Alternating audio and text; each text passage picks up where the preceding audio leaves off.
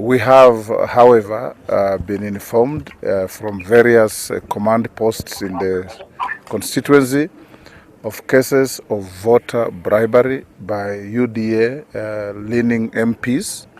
MPs have been spotted roaming around with sachets of money, some MPs from this county and others from elsewhere, and we have reported the matter to the security agencies to ensure that voter bribery, which is a criminal offense, is not allowed to take place, because it has a resulting effect of disenfranchising the people of Kabuchai from voting for a person of their choice because of undue influence from the money.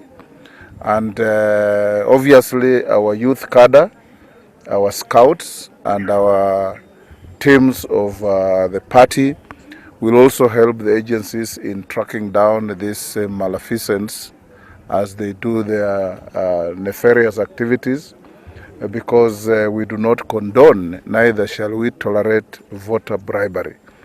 We have informed the police, who are the law enforcement agencies.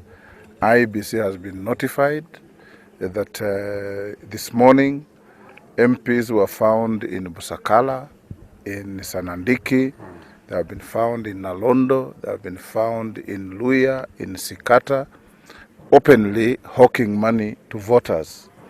This is something that we condemn, but on a lighter note, we are very confident that our candidate has, together with the party and all our supporters, carried out very intense, deep and far-reaching campaigns that are likely going to yield positive results.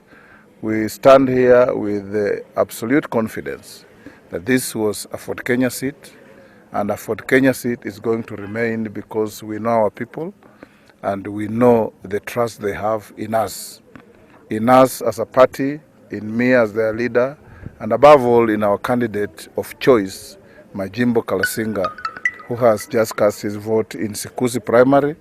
And we look forward to a day free of ugly incidents. We will, as a team, go around the constituency just to ensure that voting is moving on smoothly. And we want to urge IEBC to do an exemplary job like they have always done in by-elections, so that we have an outcome that is not contestable, an outcome that all Kenyans will be proud of. Thank you.